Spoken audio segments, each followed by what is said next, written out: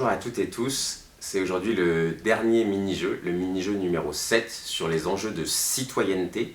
Ici le mini-jeu est assez clair, c'est aussi quand même intéressant que vous ayez les explications sur le choix des différentes publications qu'on propose dans ce jeu et notamment celles qui comportent des anomalies, en tout cas des éléments qui laissent à penser que c'est des fake news. Si on prend carte par carte, Future Innovation qui fait souvent sourire les élèves sur les robots taxis autonomes qui permettent de pouvoir transporter des personnes notamment à mobilité réduite. Donc c'est le lien aussi avec l'application, les élèves ne le voient pas forcément. Ici on a quelque chose qui a beaucoup de likes, de retweets, mais qui n'a aucune source, et donc c'est important de sensibiliser au fait que ce type de publication doit être sourcé pour être légitime. Sur la carte Good Vibes, on a ici un lien, donc on a bien une source. Par contre, en général, ils ne sont pas attentifs au fait que c'est une URL qui renvoie vers YouTube. YouTube, a priori, n'existe pas, il n'y a pas de S à YouTube, et donc on a des grandes chances ici d'être sous une carte qui peut opérer un phishing et du cyberharcèlement potentiel derrière, en tout cas un piratage de données.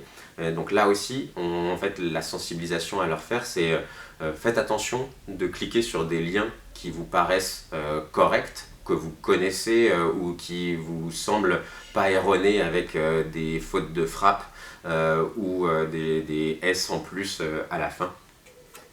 Et souvent cette carte qui choisissent régulièrement, donc c'est le gouvernement qui a priori a tout ce qu'il faut comme candidat à être la carte à choisir.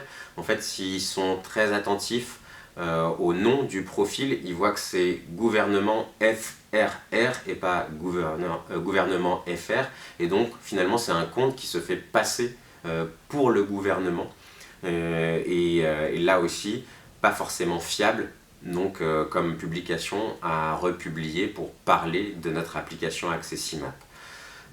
Souvent sur cette carte là, une raison qui font qu'ils ne la choisissent pas, c'est que pour eux le gouvernement est certifié.